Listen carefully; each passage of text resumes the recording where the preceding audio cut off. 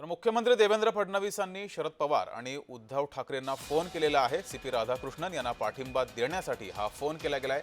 राधाकृष्णन यांना पाठिंबा देण्याची विनंती मुख्यमंत्री देवेंद्र फडणवीस यांनी केली आहे। उपराष्ट्रपती पदासाठी एनडीएचे उमेदवार सीपी राधाकृष्णन यांना पाठिंबा मागण्यासाठी मुख्यमंत्री देवेंद्र फडणवीस यांनी थेट शरद पवार आणि उद्धव ठाकरे या दोघांनाही फोन केलेत। राज्यपाल राधाकृष्णन हे महाराष्ट्रातील मतदार असल्याने त्यांना पाठिंबा द्यावा अशी विनंती सुद्धा मुख्यमंत्री देवेंद्र फडणवीस यांनी शरद पवार आणि उद्धव ठाकरे यांना केली आहे। त्यामुळे मवियातील ही मतं राधाकृष्णन यांना मिळणार का अशी चर्चा सुरू झाली आहे। अधिक माहिती घेऊया, आपले प्रतिनिधी मनोज दयाळकर आपल्या सोबत जोडलेले आहेत। मनोज, नक्कीच जगदीश, आपण या ठिकाणी बघितलं तर जगदीप धनखड यांनी मागील महिन्यात आरोग्याचा कारण देत अचानक उपराष्ट्रपदाचा राजीनामा दिला होता आणि यासाठी उपराष्ट्रपदाचा आपण मिळतं पद हे खाली होतं आणि यासाठी आपण मिळतं उमेदवार अर्ज देखील दाखल करण्यात आलेले आहे। एनडीए कडून आपण मिळतं उपराष्ट्रपदासाठी सीपी राधाकृष्णन यांचा अर्ज दाखल करण्यात आलेला आहे आणि यासाठी पाठिंबा देण्यासाठी आपण मिळतं घटक पक्षांना देखील आपल्या सोबत घ्यावं यासाठी महत्त्वाची जबाबदारी मुख्यमंत्री देवेंद्र फडणवीस